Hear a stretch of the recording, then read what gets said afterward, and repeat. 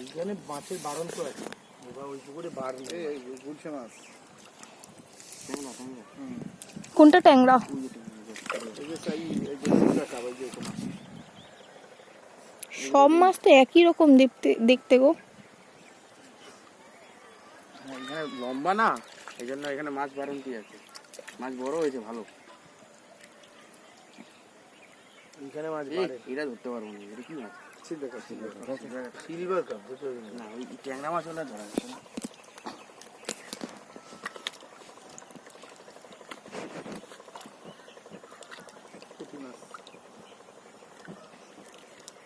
এই মাছটাকে ছাড়িয়ে দেবো, এটা ভিজে হয়ে গেছে।